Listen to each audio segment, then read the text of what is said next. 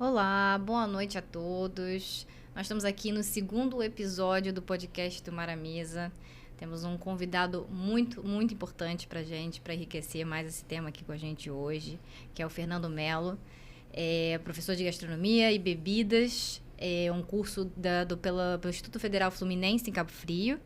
A gente já vai passar para ele, já vai apresentar melhor. Queria só, antes de mais nada, agradecer aos nossos patrocinadores.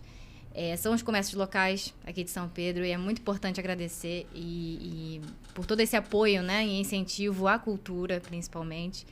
Então, Silvana Faria e Cristiana Correia, as letristas, a WA Construções e Reformas, Nossa Loja Cabo Frio, CA Carlos Instalação, Frio Carioca Climatização, Joe Hamburgueria Artesanal, EM Vidraçaria Decor Moldura e Mr. Clean Limpeza Geral. Muito obrigada mesmo a todos vocês, não só pelo podcast do Mara Mesa, mas por todos os outros, né, que a RT Produções faz aqui. Vocês são grandes incentivadores desses programas. Para além disso, só lembrando, o objetivo desse podcast, ele é um podcast que traz o assunto da pesca artesanal, da tradição alimentar e tudo que envolve essa cadeia produtiva, né, que não é pouca coisa. No episódio passado a gente estava aqui com o Chico Pescador, presidente da Associação da Pitória. Ele conseguiu falar toda a luta que foi até agora, né, para manter essa arte viva. E vamos continuar com esse tema e com convidados cada vez mais importantes para esse tema. Então, seja bem-vindo, Fernando Melo. Muito obrigada por ter aceitado o convite de estar aqui com a gente. Obrigado, é um prazer. Eu acho que tudo que a gente consegue fazer para contribuir, né, para justamente divulgar a nossa cultura, a nossa história, essa nossa tradição alimentar, eu acho que vale a pena e realmente é muito importante agradecer quem está junto, quem apoia essas ações, porque isso garante com que hoje a gente tenha esse recurso de deixar isso registrado, materializado, né? Exatamente. Então, que muita coisa se perdeu justamente por isso. Então, hoje é tão importante a gente fazer essas ações para deixar esse conhecimento registrado para as próximas gerações. Exatamente. E por falar em registro de conhecimento, acho que a gente pode começar o podcast falando disso. É uma história engraçada até, como o Fernando veio parar aqui, porque eu fiz um apelo no episódio passado para quem te conhecesse, né, pudesse me indicar seu contato para a gente conseguir fazer essa entrevista, porque uma conhecida nossa e também amiga, a Mábela, ela me falou que havia um livro sobre exatamente, em outras palavras, da mesa, do pesca, né, da pesca artesanal até tradição alimentar, com o mesmo nome do mar, a mesa. E eu fiquei, né, apavorada na mesma hora. Eu falei, meu Deus do céu, tomara que essa pessoa não ache que a gente tá plagiando plágio, nada. Né? E aí eu fiz um apelo aqui, tá, ao vivo, para qualquer pessoa que tivesse contato, para poder entrar em contato com você. Primeiro, porque eu acho que é extremamente enriquecedor que a gente se una, né? A gente chegou no mesmo nome, não foi à toa. Eu acho que, obviamente, é um acervo, a gente já vai falar sobre o seu livro. É extremamente importante aqui para a região dos lagos. Mas é bacana perceber que diferentes ferramentas, né, que trazem essa tradição, diferentes pessoas de diferentes ferramentas se unam, né, para conseguir fazer exatamente o que você estava falando, esse registro, né? Então, bom, apresentando o livro do Mara Mesa. Esse é o livro. É um livro que fala exatamente sobre a culinária, sobre as artes de pesca, em específico, e acho que de forma geral, de Arraial do Cabo, né? Que é da onde você tem a familiaridade, inclusive. E, enfim, eu não vou falar mais sobre o seu livro, por favor, fique à vontade. Fala pra gente como é que aconteceu esse processo de criação. Não, mas esse ponto é importante porque não é focado em Arraial. É porque quando a gente pega todo esse processo histórico, a região começou onde hoje é o Arraial. Mas se você for pegar por registros históricos, quase tudo está relacionado a Cabo Frio. Porque a emancipação é recente. Sim. A emancipação de Arraial é em 85, a de Búzios é 95, faziam parte, né, de Cabo Frio. E a de São Pedro é um pouquinho mais antiga, mas você vai encontrar muitos documentos antigos relacionando a região como Cabo Frio. Então, por isso que o nome é da região do Cabo Frio.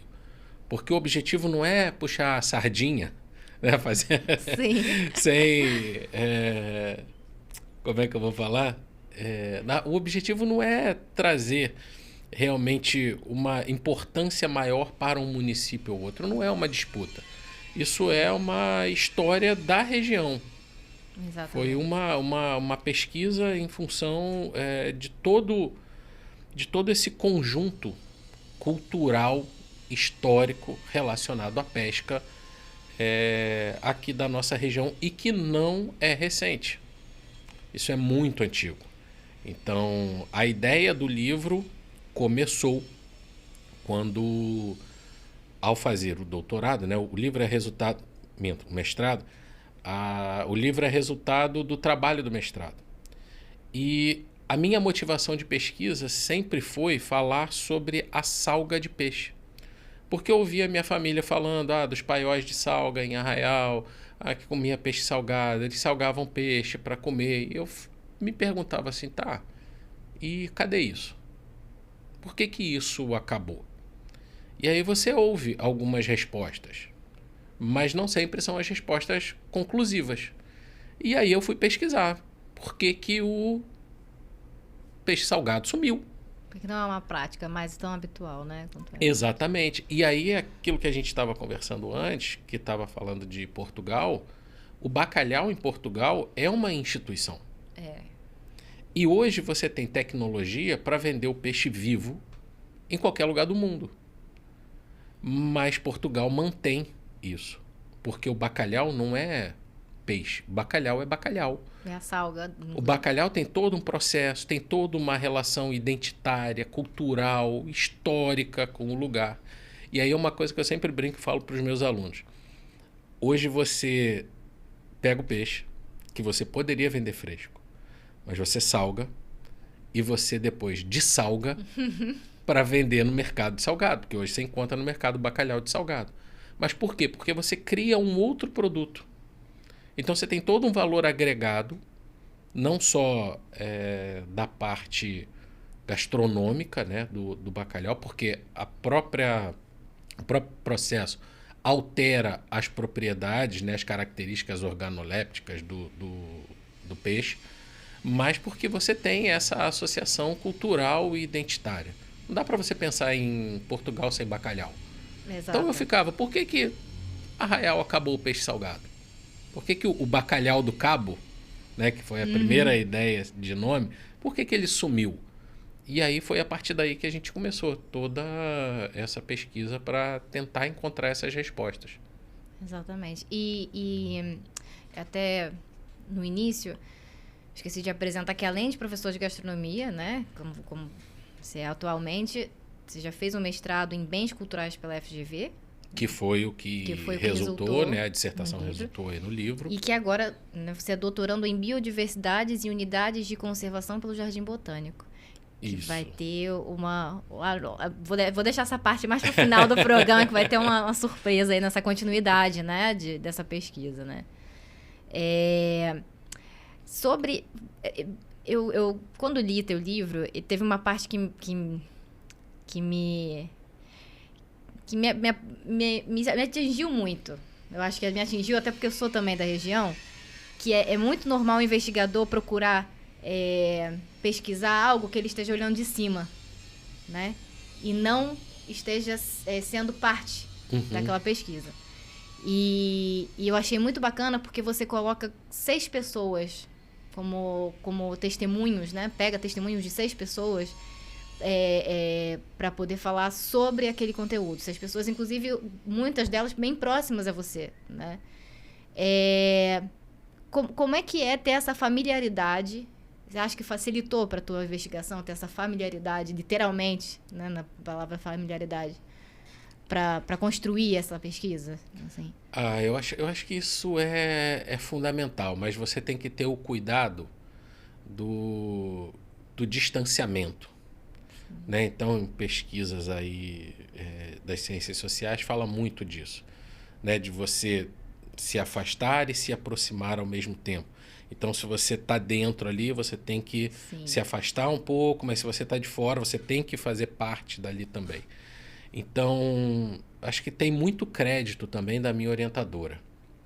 Minha orientadora, a professora Verena Alberti, ela é uma referência em história oral no Brasil. E quando a gente começou a pesquisa, a gente não tinha fontes, justamente porque não se tinha registro aqui na região. Então, principalmente desses hábitos, dessas culturas alimentares, isso é muito comum, não só aqui, mas em várias outras partes do Brasil, que você tem um conhecimento que é transmitido pela oralidade. E quando você não tem esse registro, a partir do momento que essas pessoas vão falecendo, parte desse conteúdo também vai se perdendo. E aí, por isso, a necessidade da gente ter os registros, para que isso fique para as futuras gerações. Então, eu estava vendo isso. Eu estava vendo pessoas que conheciam sobre isso partirem e eu não tinha isso registrado. Inclusive, 2 pessoas que eu queria muito ter entrevistado, né, no período da pesquisa, elas faleceram um pouco antes assim, de eu começar. Então, são perdas que a gente tem e que não voltam atrás. Então, nesse ponto, toda essa pesquisa que inicialmente foi voltada aí para esses registros orais, depois ela acabou sendo complementada pela descoberta de uma série de documentos e de arquivos de pesquisas na região e que culminou aí com um trabalho muito completo de valorização dessas fontes, não só das fontes orais, mas das fontes escritas também, que não vou dizer que estavam perdidas, mas que eram desconhecidas. Então eu acho que isso, o trabalho contribuiu muito para trazer luz.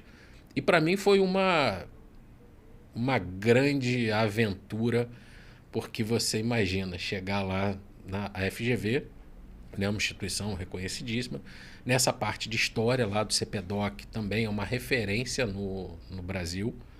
E aí você chega lá no meio de toda aquela galera de sociologia, arquivologia, museologia, chega um professor de gastronomia. E aí foi legal que um amigo meu de turma, ele é professor do IFE também, só que de artes, do campus Paracambi, só que é do IFRJ, né? Não é do IFE, é do IFRJ. E a gente acabou ficando muito próximo, e assim, eram 2 peixes fora d'água, né? Ali num universo completamente diferente. E o trabalho ficou tão bom que foi um dos trabalhos escolhidos para representar a instituição no quadriênio, né? Quando a CAPES faz aquela seleção. Então, porque foi realmente não é porque o filho é meu, não, mas o filho ficou bonito, ficou muito bem feito. Foi um trabalho muito legal. Ficou muito bacana. E, inclusive, a gente estava falando, né, antes de começar o podcast, e até repito aqui, quem tiver a oportunidade de comprar o livro, ele está disponível na Amazon, não sei se tem em outras plataformas. Não, mas antes de falar disso, tem que agradecer aí o Rodrigo, da Sofia. A editora Sofia é uma editora daqui de Cabo Frio, que apoia muito as publicações regionais. Então, não é só o meu, tem uma série de outros livros que eles publicam. Então, tem que dar o crédito, porque assim como a gente falou dos comércios locais que apoiam, exatamente. A Sofia é uma editora que contribui muito para a preservação da nossa cultura, da nossa história, da nossa identidade aqui na região. Isso é muito legal, porque tem muita gente. Acho que a região sempre foi assim, né? Muito, muito rica em pessoas que estão o tempo todo trazendo à tona, né? A nossa memória, né? Assim, ela sempre teve, sejam músicos, então, eu e meu irmão somos da área da música, a gente conhece um monte. Mas fora isso mesmo, dentro de institutos federais a gente consegue ver essa dinâmica, né, do professor não ser só professor de gastronomia, ele também está trazendo a tradição alimentar dali, ele tá preocupado da tradição alimentar que o aluno está vindo, né? E trazendo para a sala também. Tanto então, que no curso a gente tem troca. um componente curricular que é a cozinha da região dos lagos. Olha só que legal. Então, isso mostra, porque né, quando você vai aprender, não é só aprender a cozinha internacional, quando a gente fala da cozinha brasileira, você tem que aprender também o local. E é bacana que o livro acabou motivando, e esse componente acabou motivando também muitos alunos a fazerem pesquisas sobre outras partes aqui da região. Então a gente já teve aluno que fez TCC, até mesmo com o Chico, fazendo essa coisa aqui de São Pedro, pessoas que procuram mais alguma coisa vinculada a Cabo Frio, ou até mesmo Rio das Ostras. Exato. Então é sempre uma motivação. Quando a gente faz um trabalho de pesquisa desse, que a gente estuda, que a gente dá aula, não é simplesmente para fazer um produto nosso para o próprio ego, não. Isso é uma multiplicação do conhecimento. Isso é uma motivação para que outras pessoas continuem. É o que eu sempre falo. Essa pesquisa aqui do livro é só uma primeira parte, não é uma pesquisa finalizada. Outras coisas vão surgindo, outras coisas podem surgir. Então, isso é que é importante da gente incentivar. É que a pesquisa ela não termina aqui. Ela não termina nesse livro. Ela continua. E continua ouvindo cada vez mais pessoas, registrando cada vez mais essa nossa cultura, essa nossa história alimentar aqui da região. Exatamente. E é bacana ver essa inspiração também, né? Porque é uma inspiração que não está só na prática da gastronomia, né? Também é importante a teoria, né? Também é importante teorizar e incentivar que esses estudos se tornem pontos de investigação para outros estudos, né? Para além disso, né? Assim, eu acho incrível que isso esteja cada vez mais aberto aqui na região, até porque, como eu falei no episódio passado, é muito comum que a gente tenha, inclusive, crescido com o contrário, com a desvalorização dela, né? A desvalorização da região dos lagos, né? A gente queria... eu estava falando até com um próximo entrevistado, que eu não vou dar spoiler aqui, aqui do podcast, que ele é músico e artista local, e ele estava falando isso, né? Que era engraçado como era uma disputa antigamente, né? Quem era de São Pedro era pior do que quem era de Cabo Frio, mas quem era de Cabo Frio era pior do que era... E aí, né? Existia toda uma rixa. Um bairrismo, né? Um bairrismo, E como você mesmo falou, né? Se a gente for... Isso é tão relativo que se a gente for um pouquinho mais atrás, tudo isso estava descrito, né? Datado como uma coisa só. Sim. Né? Então, assim, é bacana ver isso dentro da academia. Eu acho isso muito importante. A tradição é entrar dentro da academia. Ou melhor dizendo, a academia sair da academia e ver a comunidade, né? E o professor está aberto a isso. Né? Eu acho que tem algumas coisas que elas são dinâmicas. Sim. Então, hoje, dentro de um curso de gastronomia, você, por incrível que pareça, as pessoas não vão só para aprender a cozinhar e trabalhar na área. Isso mudou. Sim. Então, hoje você tem gente que estuda gastronomia para pensar a alimentação, para pensar a comida, para estudar, para pesquisar, para investigar, não necessariamente para cozinhar. Então, isso é um crescimento.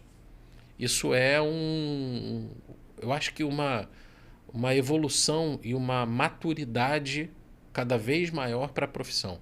Não só ter a parte prática, mas ter essa parte acadêmica, essa parte conceitual, essa parte de memória, de história, de cultura, de identidade, de preservação, de valorização. Eu acho que isso é um caminho que é uma tendência. Sim. Dentro da gastronomia, mas é um processo que é fundamental para que a gente valorize o que é nosso. Exato. E a gente perca um pouco aquela síndrome de vira-lata, achando que tudo que é de fora é melhor. A gente tem muita coisa boa. Não falo só no Brasil, eu falo aqui na região. A gente ainda é muito carente, né, da nossa identidade.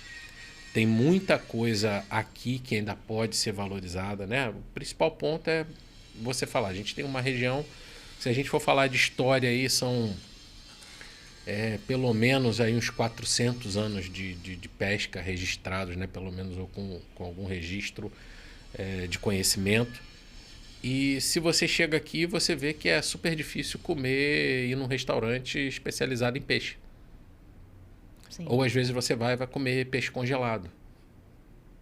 Embora você ainda tenha isso muito forte aqui na região. Né? Então, nos últimos dados da FIPERJ, talvez possa ter mudado. Né? Então, mas nos últimos dados que eu tive acesso, isso é uma coisa importante da gente falar. O Rio de Janeiro é o terceiro maior estado produtor de pescado do Brasil. Perde para o Pará e para Santa Catarina, não sei exatamente a ordem. E Cabo Frio é a terceira região de maior produção de pescado no estado do Rio. Perde para a região metropolitana, que é gigantesca, e para Angra.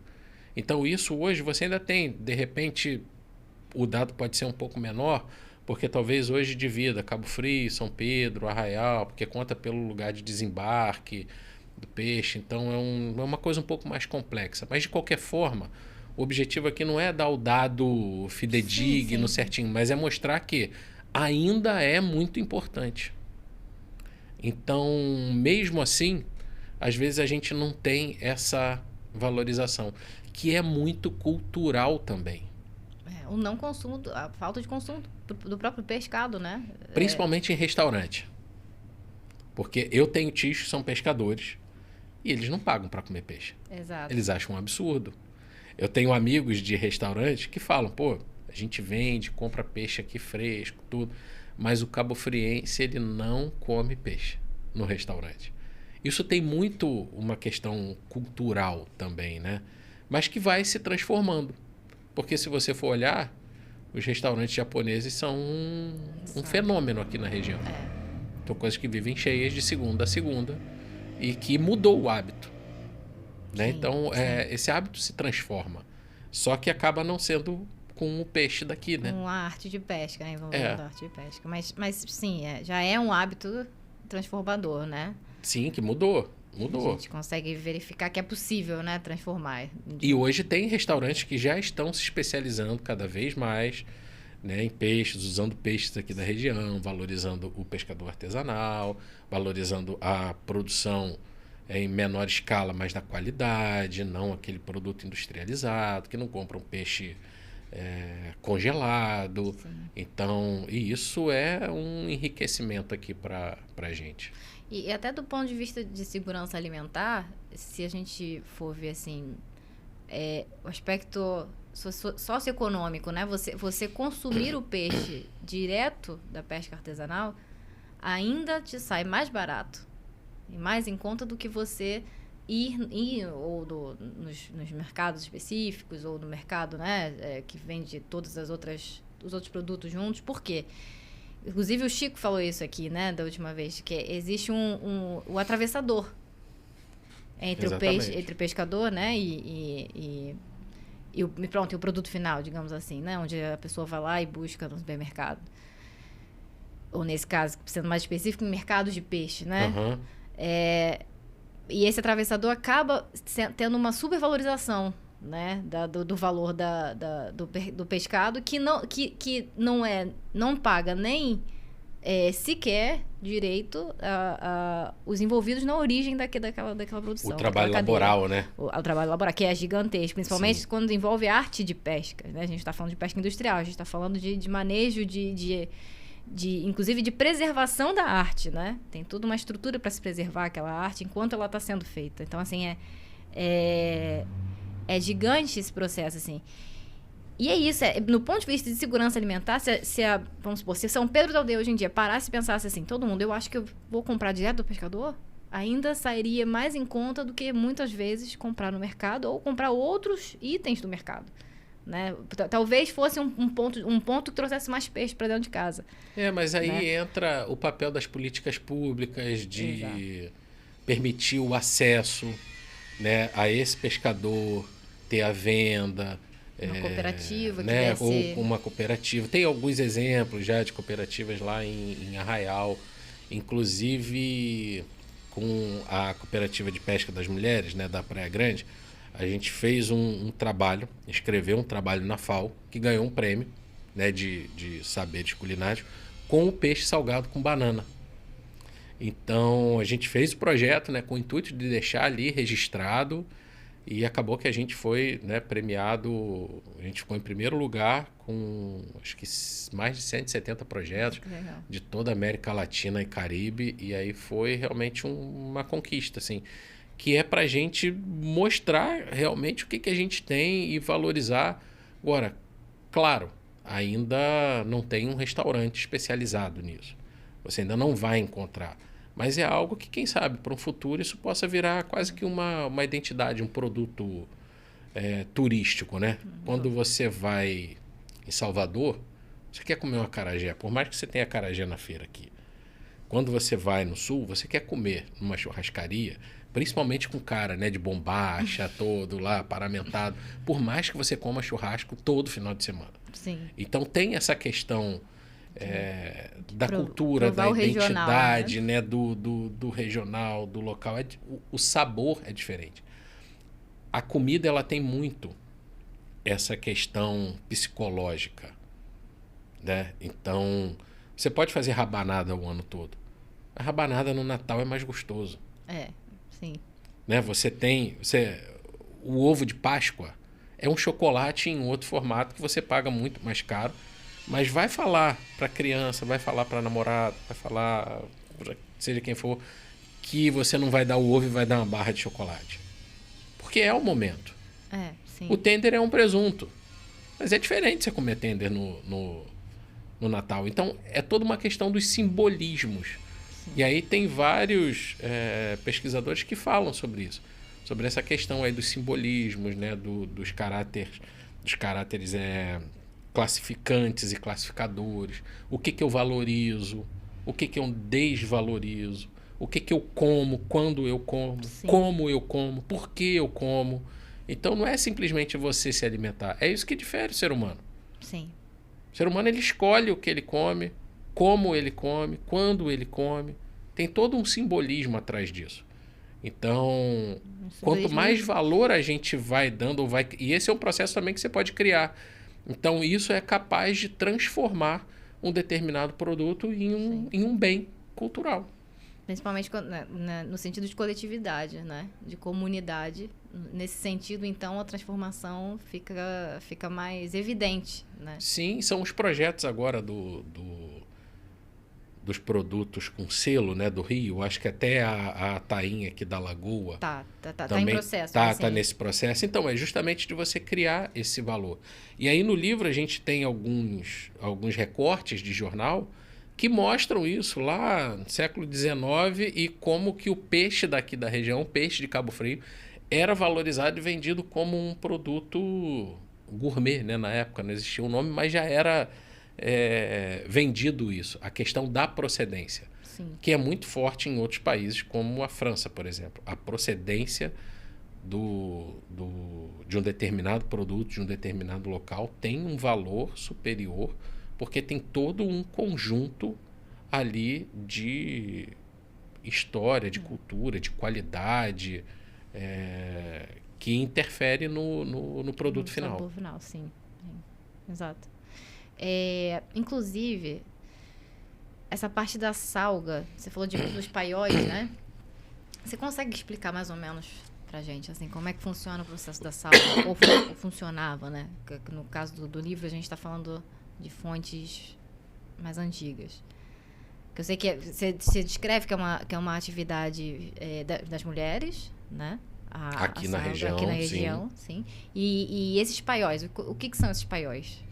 Então, primeiro a gente tem que entender o que é o peixe. Sim. Né? E aí o peixe é um produto que tem pouca durabilidade. É um produto muito perecível. Tem muita água, possibilidade, né, de proliferação de micro-organismos, tudo. Então você tem que ter ferramentas para você conservar esse peixe. Uma delas é o gelo. Só que, em determinados períodos, não existia freezer, não existia geladeira. O gelo também não era tão fácil acesso. Então você começa a ter processos. Isso não só com peixe, isso acontece com todos os outros alimentos, de você conservar por mais tempo esse produto. A salga é um deles. Mas você tem a defumação, você tem a desidratação, você tem as conservas, né? Você tem uma série de processamentos, né, desses alimentos que você pode fazer para aumentar essa durabilidade. Aqui na região você tinha muito peixe e você tem sal. Que o sal é natural aqui em função da laguna. O sal brotava, você tem registros aí dos primeiros escritos aí sobre, né, o Brasil, do Hans Staden e de outros visitantes aqui que falavam que aqui na região o sal brotava. Então, nas margens da laguna você tinha sal. E isso acontece também pelas características geográficas e climáticas aqui da região. Arraial chove muito pouco. É um dos menores índices pluviométricos do Brasil. Então, o que isso significa? Evapora mais água do que cai, do que precipita. Sim. Então, naturalmente, você tem a concentração. Por isso que a laguna ela é mais salgada do que a água do mar. E aí você consegue fazer todo esse processo, que tem também um processo histórico gigante aí, em todo esse trabalho do sal, né? Das salinas aqui na região. Então você tem peixe, sal abundante, sol. Então, normalmente, naturalmente, o processo de conservação desse produto vai ser com a salga. Sim. Então, era uma forma que você tinha de poder aumentar a durabilidade desse produto e permitir a venda em outros lugares. Então, tem um documento que está no livro, que talvez seja o documento mais completo aqui da região e o mais antigo. Que é Memória Histórica de Cabo Frio, de toda a sua circunscrição, alguma coisa assim. Esse nome é de 1797, é um documento que você encontra na internet, se eu não me engano, está no acervo do IHGB, Instituto Histórico e Geográfico, né, do Brasil, brasileiro. Então é um arquivo que você encontra com possibilidade de download. E aí nesse período, você está falando de Cabo Frio, que São Pedro fazia parte, eu acho que Maricá, Macaé, Barra de São João, tinha um monte de outras áreas. Pensar em Cabo Frio de uma forma... Era um Cabo Frio muito mais amplo do que é hoje.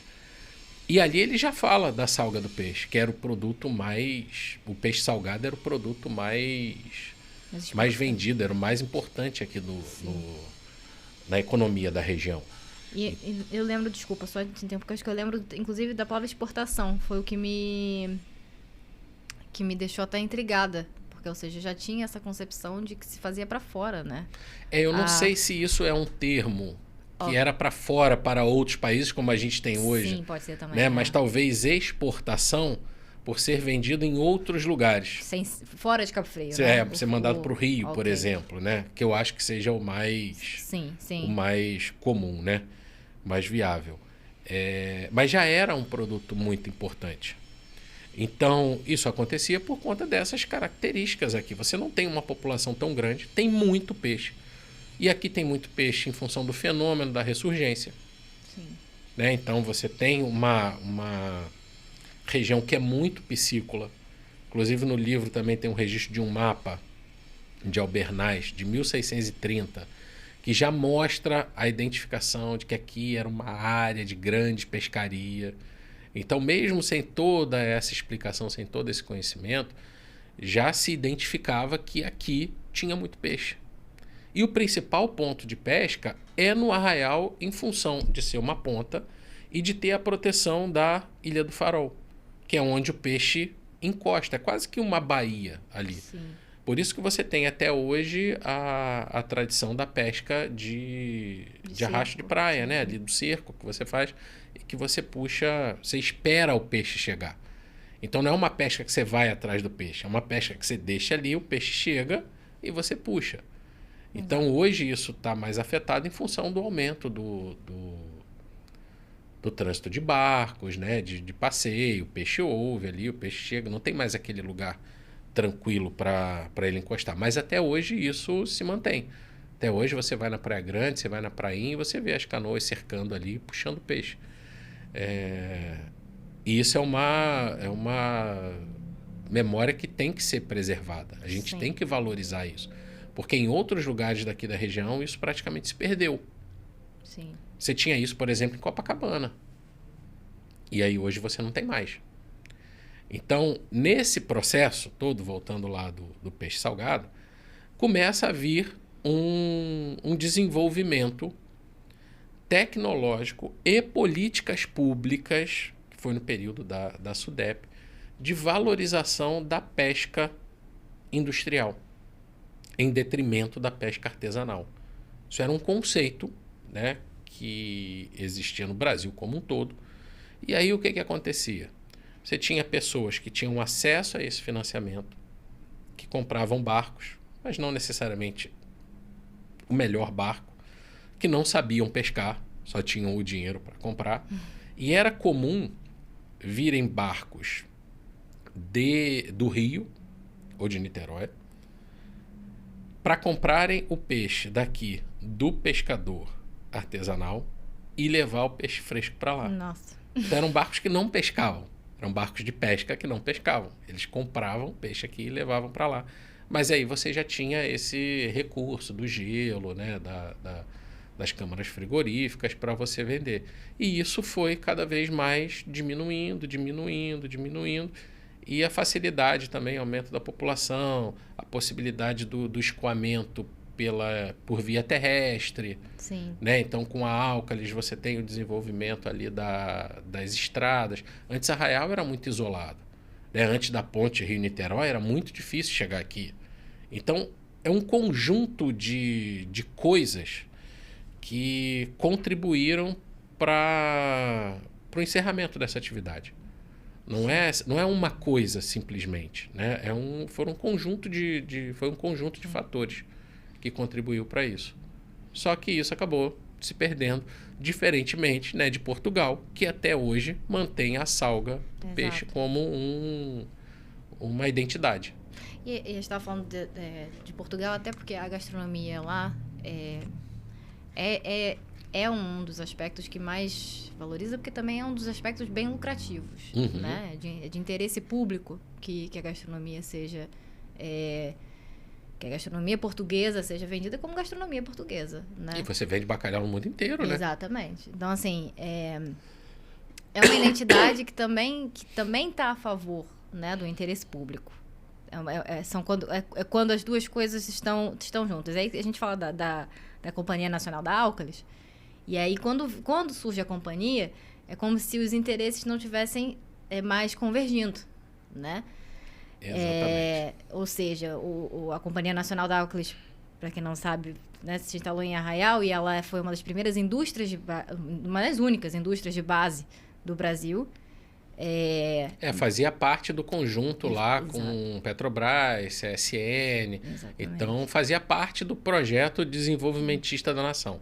Era importante ter aquilo para que o país se desenvolvesse. Exato. E veio lá do governo varguista, né?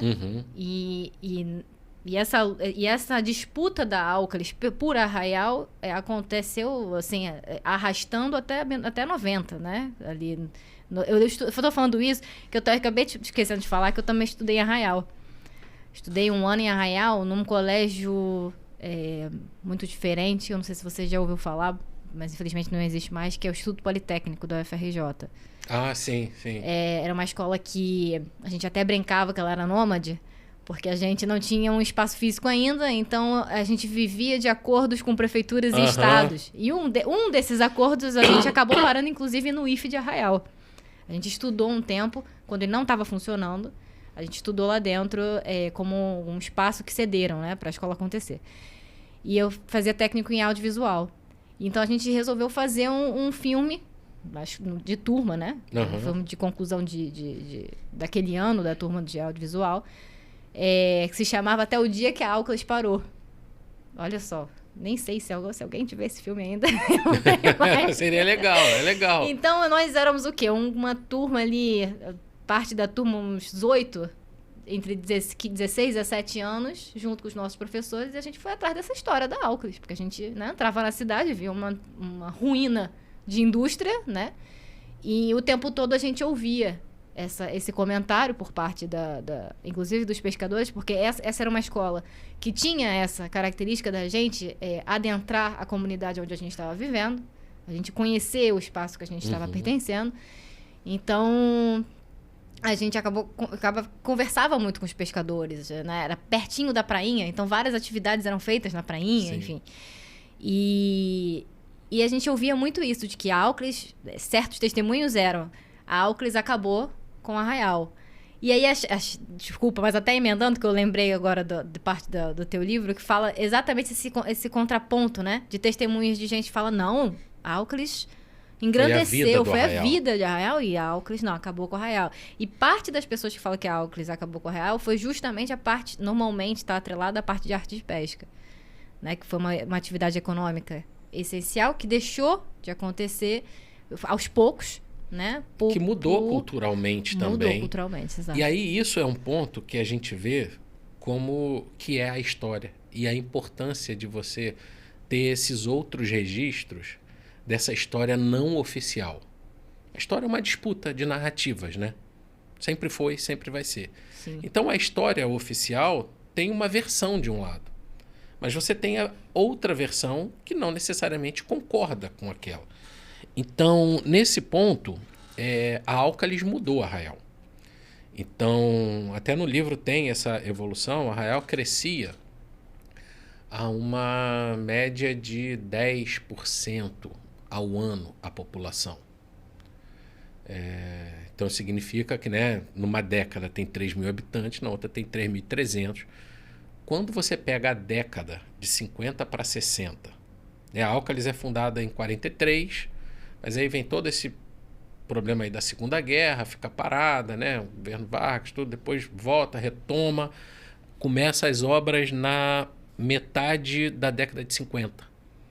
E aí, em 58, tem a primeira produção de cal, com a presença do então presidente Juscelino, e em 1960 inicia as atividades por completo.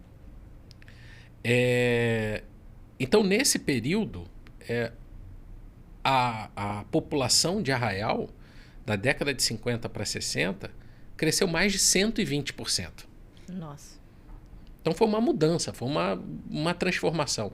E foi aí onde a gente descobriu todos os arquivos, né, das pesquisas do Museu Nacional, as pesquisas etnográficas que estavam justamente pesquisando isso. Pô, como é que uma vila de pescadores vai se tornar agora um polo de uma indústria química que faz parte do desenvolvimento do país?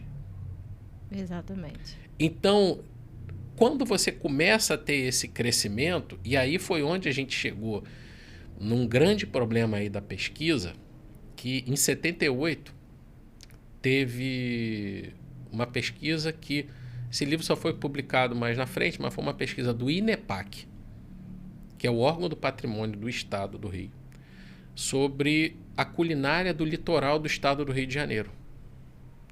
E quando você pega esse livro, que está na internet também, você baixa, você pesquisando ali, você faz o download, você não encontra receitas de Cabo Frio. Você tem, acho que 2 receitas, uma delas é lula na brasa e não é descrita corretamente. Não tem peixe. Sumiu o peixe. Numa publicação que é do órgão do patrimônio. Então aí é que entra essa questão da construção da história, né, das atividades aí do poder público, dessa parte política, que provavelmente houve esse silenciamento. Não seria bem visto identificar Arraial, Cabo Frio, ali no momento ainda era tudo Cabo Frio, né? Sim. Como uma vila de pescadores ainda. Sim. Era uma cidade sede polo industrial, de uma né? indústria. Era um polo industrial. Então, existe essa possibilidade de que nessa publicação não houve essa valorização, houve esse silenciamento, justamente porque não queria se associar à região com isso. E isso era muito comum também. As pessoas se orgulhavam de, não, eu trabalho na Álcalis. As pessoas não queriam que os filhos trabalhassem na pesca, queriam que fossem doutores, né, que trabalhassem na Álcalis. Então, a gente vê também muito uma desvalorização da atividade da pesca e de toda atividade artesanal. Isso é uma coisa comum no Brasil. Toda vez que você fala que um produto que é artesanal, a pessoa quer pagar menos. Você pega um artesanato, a pessoa quer pagar menos. E no Brasil você tem artesanatos maravilhosos, né? As rendas Renascença, as toalhas de Caicó. Você tem um monte de coisas que as pessoas que fazem ganham pouquíssimo. Que isso está se perdendo porque não tem mais incentivo, não tem valor.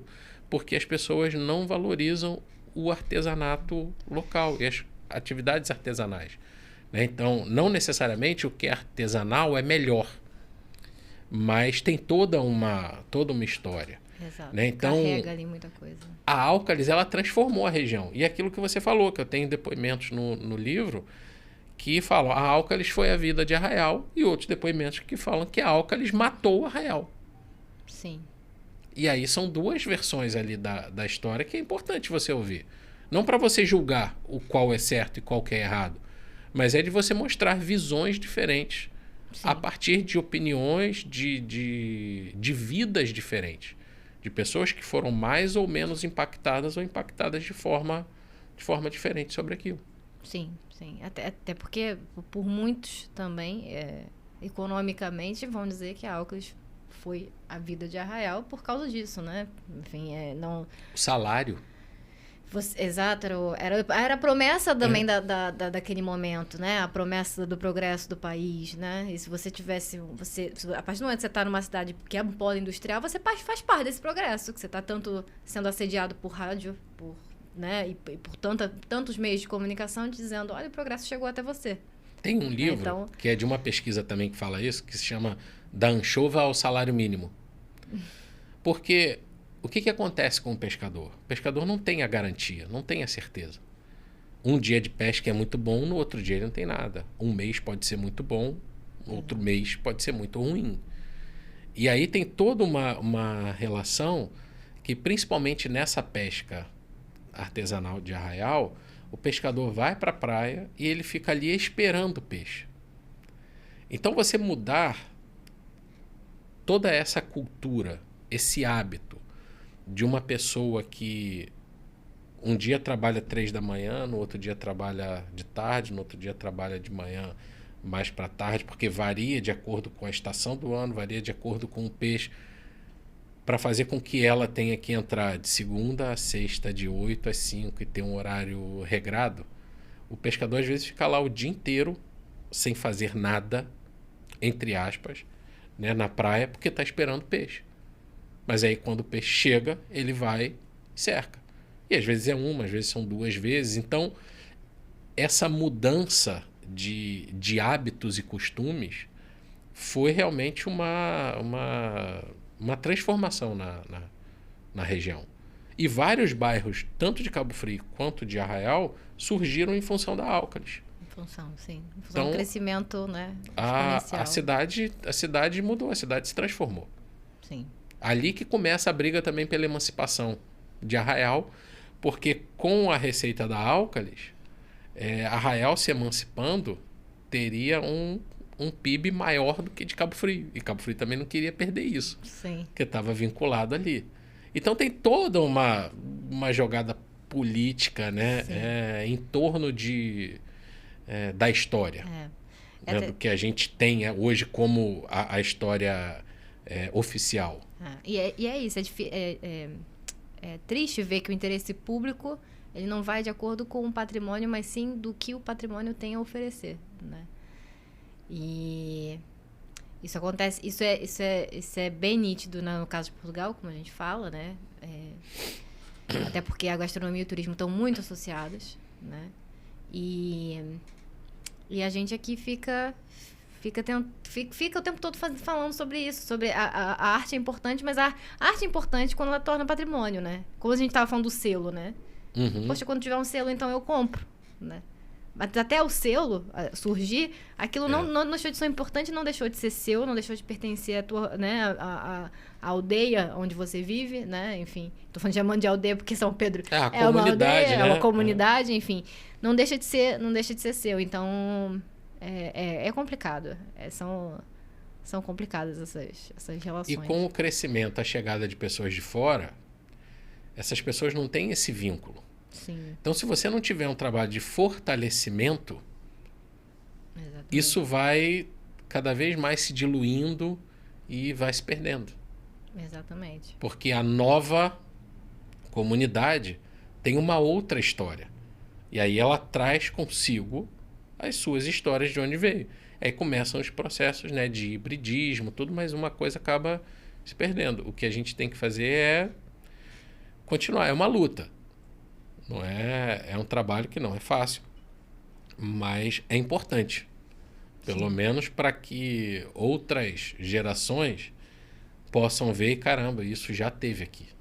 Exato. Aqui já foi assim. Então, eu acho que o surgimento também dos institutos federais aqui na região, e aí também é uma outra questão política, porque o de Cabo Frio é o IFF, que é o IFE, Sim. que é o Instituto Federal Fluminense, que é vinculado a Campos. O de Arraial é o IFRJ, que é vinculado ao Rio. Na verdade, todos são IFES, sim, no sentido de Instituto Federal, dos IFs. É porque como o IFE é IFF, quando a gente fala IFE, acha que está falando ali. Mas, sim, na verdade, todos os institutos federais são IFs. Mas é uma questão política, porque está ali do lado, por que um faz parte de um e um faz parte do outro? Parece, né, até que resolveram dividir, né? Opa, quem que é esse? Quem que é esse? Tirou, né? ou que é igual o tabuleiro do War, né? Parece. Você tá ali, não, aqui eu tô com... É complicado. Tem rua até hoje em Búzios, né? Que o Cabo Frio fala que é Búzios fala que é... toda eleição tem isso. Toda eleição tem essa disputa. Até hoje tem suas territorialidades, né? Assim... mas tem uma outra coisa, Fernanda, que eu não posso deixar esse podcast acabar antes da gente conversar, que é a sua pesquisa de doutoramento em Biodiversidade e Unidades de Conservação do Jardim Botânico. Fala um pouquinho sobre esse estudo que você está dando entrada agora. O que você puder falar. Não, na verdade, estou dando saída, né? Está dando saída. É o último ano, se Deus quiser. O mestrado são 2 anos, é rapidinho, você piscou, passou, mas o doutorado são 4 anos, já está aí. Foram 4 anos difíceis, né? Porque veio pandemia, sim, outras coisas pessoais 4 com impressão de 8, né? É um negócio que, assim, parece que não acaba. Acho que tinha um filme que falava assim, um dia que não acaba, ou alguma coisa. Parece que um ano durou... A gente estava conversando da questão da, sim, pandemia, que você se perde na questão do tempo. Parece que um ano não teve 365 dias, teve 1000 dias, né? Sim. Então você fica sem saber se foi antes, se foi depois, se foi durante, ou qual ano que foi. Essa pesquisa foi interessante pelo seguinte... No mestrado, eu já tinha pesquisado coisas sobre a restinga. Porque a restinga faz parte da comunidade ali de Arraial e de toda a sua extensão. Então, os próprios apetrechos de pesca, antigamente, eram feitos com elementos da restinga. Com o passar dos anos e o aprimoramento, né, tecnológico, que foram surgindo linhas de algodão, linhas de nylon, né, as boias de isopor, de plástico, mas antes eram feitas com recursos da restinga. Então isso sempre teve muito associado também à cultura local. Não só na parte alimentar, sim, mas tem a parte medicinal, de reparo das canoas, enfim, tem uma associação muito grande. E aí eu já tinha feito esse levantamento, essa pesquisa de algumas coisas relacionadas, porque não tinha como deixar isso de fora. E eu citei muito uma professora que faz pesquisas aqui na Restinga e que hoje é a minha orientadora do doutorado. Uma aluna dela foi no lançamento, comprou o livro, deu de presente para ela, eu fui num evento no IFRJ, falei, ela virou para mim, você que é o Fernando, não sei o quê. Aí ela me chamou para fazer o doutorado. Aí eu brinco que eu fui, acho que o primeiro aluno que foi recrutado pelo orientador e não precisou ficar recrutando orientador. E as pesquisas dela são sempre feitas na Restinga. E agora é um trabalho de potencialidades gastronômicas dos frutos da Restinga. Então, a gente tem que ficar pulando, quem trabalha com gastronomia tem que ficar pulando de galho em galho, porque não tem as pós-graduações específicas, né? Então, eu fiz o mestrado na parte de História e agora o doutorado é na parte de Botânica. Então, eu me viro para poder pegar coisas que não fazem parte do meu universo. O mais bacana é o malabarismo para explicar isso quando alguém pergunta. É isso aí. Então, aí o pessoal defendendo lá as folhas, eu falo, eu quero fazer salada das folhas. Né? Então, é um trabalho que está bem legal também. Que é uma forma também de amanhã ou depois você promover renda para a comunidade. Então, claro que você tem toda uma questão de conservação, porque a Restinga hoje está numa unidade de conservação, né, que é o Parque Estadual da Costa do Sol. Você precisa preservar isso, porque a supressão da cobertura vegetal da Restinga, ela vem sofrendo aí ao longo das décadas e séculos, né? Inicia-se com as salinas, e aí olha que confusão. Como é que você vai tirar a salina da história da região? Ela faz parte. Mas, por um lado, ela teve que tirar uma outra parte ambiental aqui da nossa região. Sim. E aí você tem o desenvolvimento do aeroporto, que também pegou a área de Restinga, o crescimento ali dos distritos de Arraial, condomínios, ocupações, invasões. São áreas que estão se perdendo. Sim. Então, parte desse conhecimento acaba sendo perdido também. Primeiro, por causa do uso e da facilidade de acesso. Então, se o pescador antigamente usava uma determinada planta para fazer a rede, usava uma outra para atingir a rede, usava uma outra para fazer a boia, hoje ele não precisa mais disso porque ele já compra. Ele compra a rede pronta. Ele não precisa, às vezes, nem mais tecer a rede. Se você ia lá para pegar uma determinada planta para fazer um remédio para uma doença, hoje você tem a farmácia que você liga, o cara leva o remédio na porta da sua casa. Se você ia lá para pegar um determinado fruto numa época específica, porque tem a questão da sazonalidade, hoje você, por aplicativo, você compra comida e entrega na sua casa, às vezes, um mesmo alimento o ano inteiro. E que não é um alimento produzido aqui. E isso acaba se perdendo. Não só aqui, como em vários outros lugares. E aí a pesquisa é para a gente também deixar isso registrado e possivelmente, né, estimular a esses processos de conservação, de manejo, de sustentabilidade, né, no alcance aí dos objetivos do desenvolvimento sustentável, né, para que a gente não perca isso de vez. Porque se as pessoas olharem para a Restinga e elas acharem que aquilo é mato, elas não vão ter pena de degradar, elas não vão ter pena de ocupar. Mas a partir do momento que aquilo ali puder ser fonte de recurso, as pessoas começam a enxergar de uma forma diferente. Isso é o que tem acontecido na Amazônia, né? Hoje você tem os estudos que mostram que a floresta em pé, ela rende muito mais com todos esses outros recursos do que se você devastar e colocar agricultura e pecuária. Sim. Então a gente precisa desse equilíbrio, precisa ter a valorização desse ambiente, não só pela conservação, mas por toda uma valorização histórica e cultural que isso fez parte da comunidade.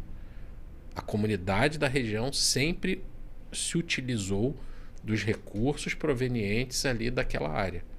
E às vezes hoje ela está impedida de fazer isso. E aí a gastronomia chega como uma forma de você trazer valor para isso.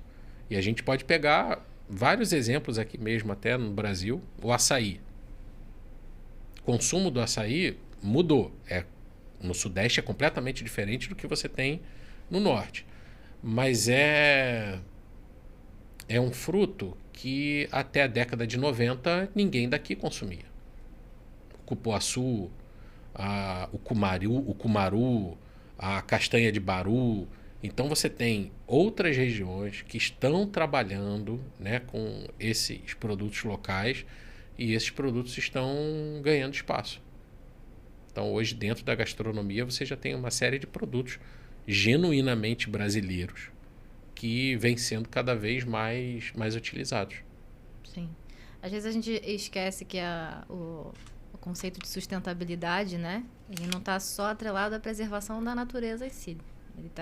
Ele tem um pilar muito importante nisso, que é o lado social, né?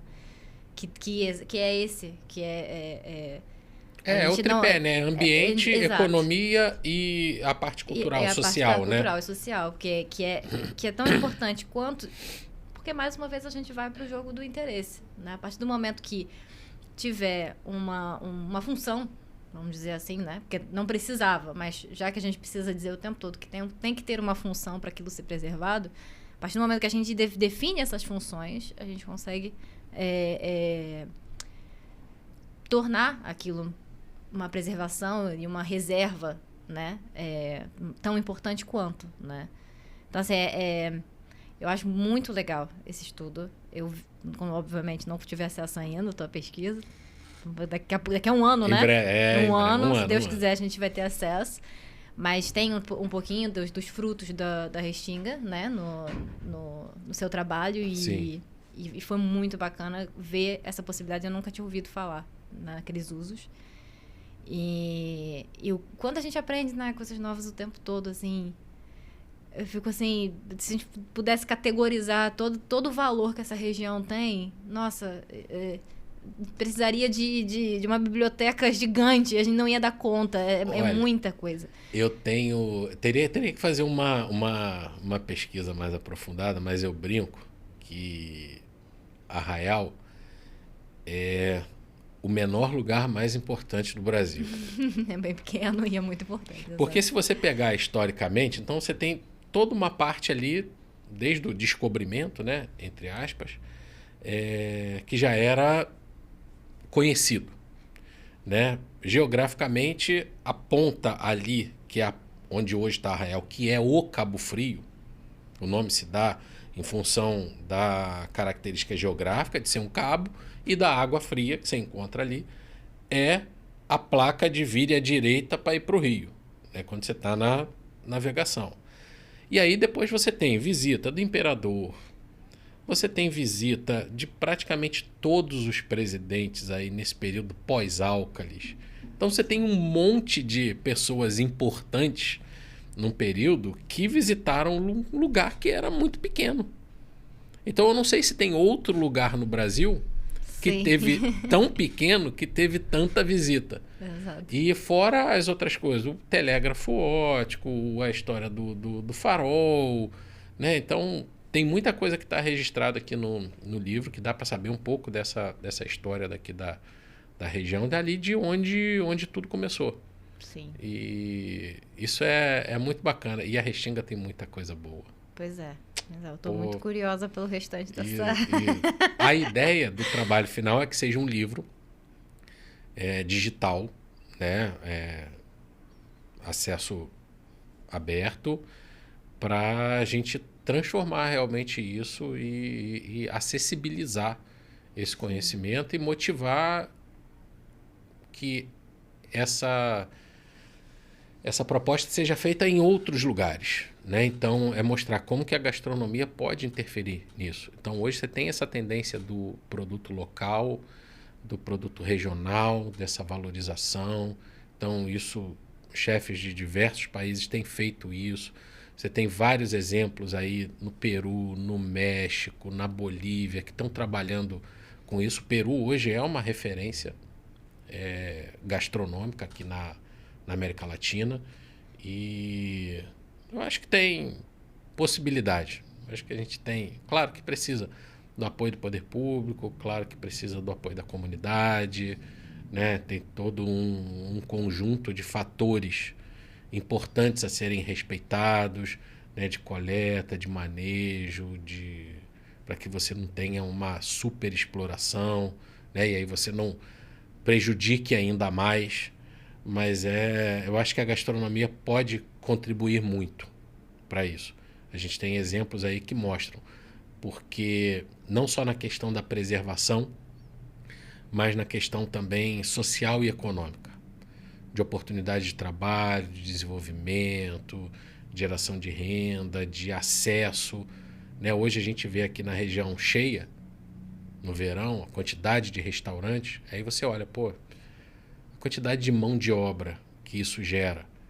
Né? E como você tem um curso ali, como no IFE, um curso de gastronomia, como que a gente está contribuindo, né, para o desenvolvimento aí da região também. Exatamente. E é muito gratificante hoje quando você vê os alunos trabalhando nos restaurantes e sendo reconhecidos, sendo valorizados. Sim. Então, acho que o trabalho não é de um só, e o trabalho não é só com um foco específico. É um trabalho amplo. É uma coisa que abrange a comunidade, que abrange os alunos, que abrange, né, o desenvolvimento turístico da região, que abrange a geração de emprego, a renda. Então, acho que a gente tem que pensar nesse coletivo. E aí, se todo mundo se unir e fizer um pouquinho, acho que a gente consegue ter uma região melhor e registrar mais aí a nossa rica e bela história e cultura daqui da região. Exatamente, exatamente. Fernando, nós estamos chegando ao fim do nosso podcast. Pô, já. Eu falo pra caramba, né? Não, o e não aqui parece, eu falava hoje, mas amanhã, 2, 3 episódios. Se eu te falar que a gente já tá mais de 1 hora, você acredita? Não eu parece, acredito, né? Que eu falo a beça. Não parece. Os alunos sabem aí o quanto eu falo. Fluido. A última vez também eu saí daqui, quando eu fui ver a hora, eu falei, mas como assim? O que aconteceu com o relógio?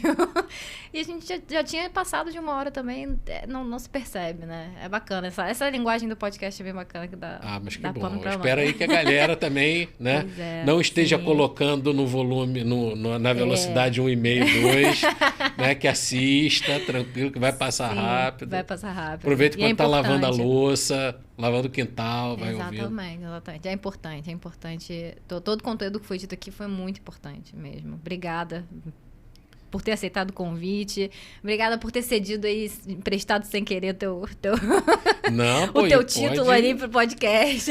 E pode contar comigo, pro pessoal também que está assistindo, né? Tem o livro na editora, na Sofia, tem algumas livrarias aqui da região. Sim. Tem também, se tiver alguma dúvida, pode me procurar, Instagram, Facebook, qualquer coisa aí. A gente vai colocar o teu Instagram na nossa descrição do YouTube, e também, sempre que a gente compartilha esse vídeo, vem o teu Instagram junto, qualquer coisa para divulgar. Tudo que a gente puder contribuir e ajudar aí na região, eu acho que é o nosso papel também, enquanto profissional de educação pública, né?